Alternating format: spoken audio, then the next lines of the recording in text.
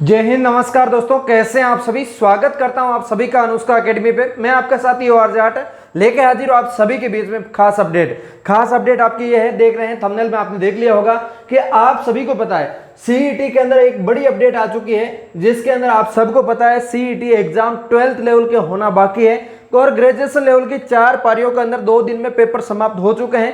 अब पेपर समाप्त हो चुका है, सभी विद्यार्थियों को अलग अलग प्रकार के डाउट्स आ रहे हैं। ऐसे में लगभग आपके डाउट्स सारे आलोक राज जी द्वारा कंप्लीट डाउट कर दिए होंगे और कई बार डाउट्स जब वो कंप्लीट करते हैं तो उस टाइम आपके डाउट और पैदा हो जाते हैं कि इसका ये क्या होगा, इसका ये क्या होगा, तो उसकी वजह से कमेंट भी करते हैं, कई बार कॉल करने लग जाते हैं। तो ऐसे में आप सभी के बीच में पूरा डिटेल ही चर्चा करने वाले हैं और चारों पेपर हुए हैं। चारों पेपर के अंदर सबसे पेपर हार्ड कौन सा रहा है और किस शिफ्ट में किसको फायदा होगा, और 40% आने पर भी हो जाओगे बाहर, तो ये क्या 40% से बाहर हो जाओगे फिर भी क्या मामला है, तो इसके अंदर देखने वाले हैं। नॉर्मलाइजेशन का फॉर्मूला क्या लागू हो जाएगा और होगा तो कैसे होगा, सारी बात करता हूं। और नॉर्मलाइजेशन पे डिटेली चर्चा मैंने की थी एक बार कि नॉर्मलाइजेशन किया कैसे जाता है, पेपर का लेवल निकाला कैसे जाता है। तो ऐसे तो पता नहीं चलता ना कैसे लेवल निकाला गया, किसमें सही किया किसमें गलत किया, तो इसलिए आपको सारी डिटेल चर्चा के साथ पूरी डिटेल ही चर्चा करते हैं और इसके अंदर देखते हैं। तो सबसे पहले आलोक राज जी के इन ट्वीट को देख लेते हैं,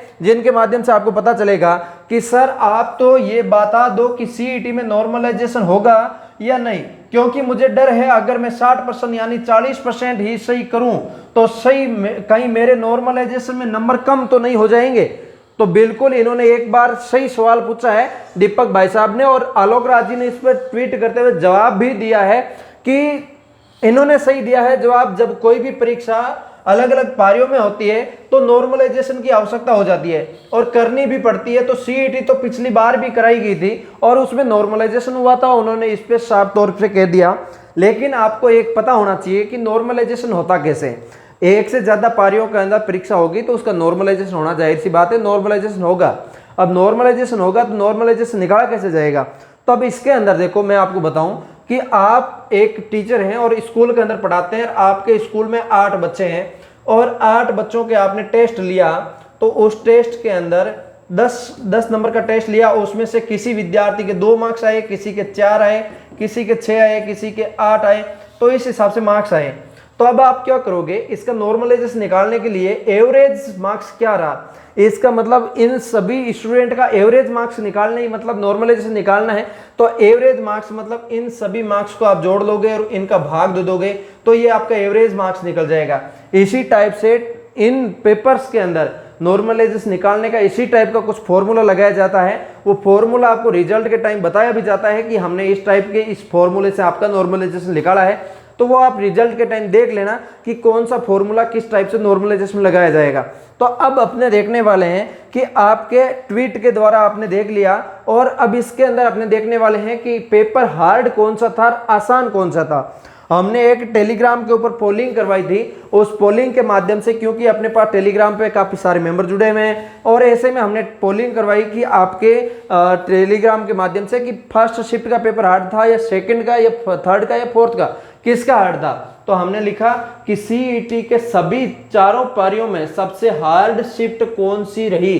तो इसके अंदर फर्स्ट शिफ्ट में 13% आया है, जिसके अंदर 27 सितंबर फर्स्ट शिफ्ट, सेकंड शिफ्ट में 22% आया है, जिसके अंदर आप देख सकते हैं 27 का सेकंड शिफ्ट, और 34% जो आया है 28 सितंबर फर्स्ट शिफ्ट का, और 31% जो आया है इसके अंदर जो आपका सेकंड शिफ्ट 28 सितंबर का। इसके अंदर आप देख सकते हैं और बड़े टेलीग्राम चैनलों के पोलिंग के माध्यम से भी आपको पता चल जाएगा। तो इसके अंदर सबसे ज्यादा रेशियो जो रहा है इसके अंदर थर्ड शिफ्ट का रहा है। अब थर्ड शिफ्ट के अंदर जो हार्ड पेपर बताया जा रहा है, आपने आंसर की देखी थी, पूरा पेपर चारों पेपरों की आंसर की देखी थी और आप काफी अच्छा रिस्पांस दिया, आप सभी ने अच्छा प्यार दिया। तो ऐसे में आपको पता चल गया होगा कि मैंने भी हल करवाया था, उसमें मुझे भी ये लगा कि इसके अंदर थर्ड शिफ्ट जो आपकी है सबसे हार्ड पेपर जो थर्ड शिफ्ट के अंदर आया है। और फोर्थ शिफ्ट के अंदर भी पहले की 2-3 पारियों के रिपीटेड क्वेश्चन आए हैं, तो इसके अंदर रिपीट क्वेश्चन काफी सारे हुए हैं। तो इसकी वजह से आप ऐसे भी मान सकते हो, थोड़ा सा आसान भी मान सकते हो, हार्ड भी मान सकते हो, ऐसी कोई बड़ी बात नहीं है। लेकिन ऐसे में आपका यहाँ पे माना जा रहा है कि यहाँ पे आपका थर्ड शिफ्ट जो आपका हार्ड माना जा रहा है। अब इसमें फाइनली अब अपने ऐसे बताने से या फिर ऑनलाइन में बताने से ऐसे पता नहीं चलता कि ये हार्ड है या यह सिंपल है। अब इन सभी पारियों के परीक्षा परिणाम आपका जब बोर्ड जारी करेगा उस टाइम उनको पता चलेगा कि किस शिफ्ट के अंदर विद्यार्थियों के ज्यादा मार्क्स आए हैं, किस शिफ्ट के अंदर कम मार्क्स आए हैं, किस शिफ्ट में ज्यादा किस शिफ्ट में कम। तो इस हिसाब से ये नॉर्मलाइजेशन निकालेंगे कि ज्यादा शिफ्ट, मान लीजिए आप थर्ड शिफ्ट के अंदर सभी विद्यार्थियों को कम मार्क्स आए हैं और फर्स्ट शिफ्ट के ज्यादा आए हैं, तो ये फर्स्ट शिफ्ट वाले शिफ्ट के अंदर विद्यार्थी जो भी हैं उनका मार्क्स आपके डाउन कर देंगे और इनका मार्क्स बढ़ा देंगे। तो इस हिसाब से ये नॉर्मलाइजेशन के अंदर बराबर चला जाएगा। ये टारगेट इनका रहता। नॉर्मलाइजेशन का मतलब यही होता है, ठीक है। और ये सिस्टम जो अपनाया जाएगा। अब आप ऐसे सोच रहे होंगे कि हमारा कहीं ना कहीं नंबर कम नहीं हो जाए, और क्या सिस्टम रहता है मैं बताऊं आपको। अभी आपको पता है कि 150 मार्क्स, 150 तो क्वेश्चन थे और इसके अंदर 300 मार्क्स का पेपर था। अब इसके अंदर जो 300 मार्क्स का क्वेश्चन पेपर था, अब 150 क्वेश्चन थे। अब 150 में से आपने 60 क्वेश्चन आपने सही कर दिए, हाँ 60 क्वेश्चन आपने सही कर दिए, और 150 में से 300 आपने मतलब 120 जो आपने मार्क्स का सही कर दिया। तो आप क्या इसके अंदर नॉर्मलाइजेशन में आपके कहीं मार्क्स कम नहीं तो हो जाएंगे। तो अब ऐसे मान लीजिए अभी अपने को पता नहीं है, तो देखो इसके अंदर ऐसा भी तो हो सकता है कि फर्स्ट पारी में बैठने वाले पेपर भले हार्ड हो, लेकिन फिर भी इसके अंदर सारे स्टूडेंट इंटेलिजेंट ही आ गए। कभी न कभी तीर में तुक्का हो ही जाता है, सारे स्टूडेंट इंटेलिजेंट आ गए, इसकी वजह से सारों के मार्क्स अप ही हो गए।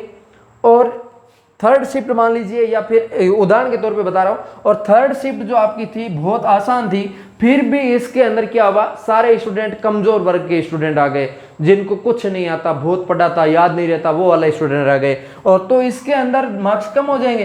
तो भले ये हार्ड था और इनमें स्टूडेंट होनहार थे, इसकी वजह से मार्क्स अप ले आए, और ये शिफ्ट आपकी आसान थी लेकिन स्टूडेंट कमजोर थे तो उसकी वजह से डाउन चले गए। तो इसको तो अप करना पड़ जाएगा। उल्टा भी बैठ सकता है, ऐसे उल्टा भी बैठ सकता है ना। तो ये तो फाइनली जब रिजल्ट आएगा उस टाइम पता चलेगा कि कौन सी शिफ्ट को इन्होंने हार्ड बताया और कौन सी को इजी बताया है।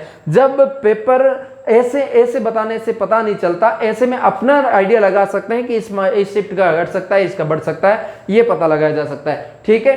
तो इसके अंदर आपको मैं बता दूं, आप 5-5 मार्क्स का मान के चलिए, ठीक है। 5 मार्क्स आपको किस में ले जाना है, आपको आंसर की में ले जाना है।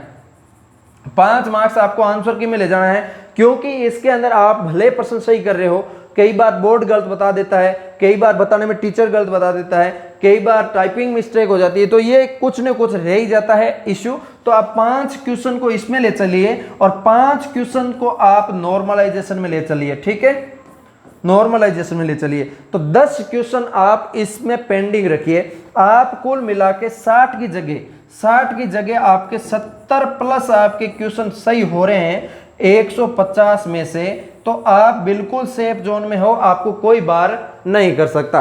और इनसे आपके कम है तो आप ऐसे मान के चलिए कि आप एक बार क्रिटिकल स्ट्रेटजी में हो, जिसकी वजह से आपको दिक्कत हो सकती है। तो ये चीज आपको खास तौर से ध्यान रखना है, ठीक है। उम्मीद करता हूं सारी चीजें आपको अच्छे से पता चल गई होगी। और इसके अंदर उपस्थिति के बारे में और जानकारी दे दूं आपको कि आप देख सकते हैं, जिसके अंदर सीईटी स्नातक परीक्षा 2024 की समापन हो चुकी है, और इसके अंदर जो आपकी चौथी पारी आज शाम को हुई थी, जो आपकी 3 बजे से 6 बजे थी, और जिसके अंदर आपके 2,93,700 विद्यार्थी बैठने थे, उनमें से 90.08% उपस्थिति रही। और पिछली पारी में चौथी जो आपकी मान लीजिए, जबकि पिछले साल जो आपकी चौथी पारी हुई थी उसके अंदर 75% उपस्थिति रही थी। और देख सकते हैं कितनी ज्यादा उपस्थिति यहाँ पे बढ़ चुकी है भाई, 15% उपस्थिति आपकी यहाँ से बढ़ चुकी है पिछली साल से इस साल में।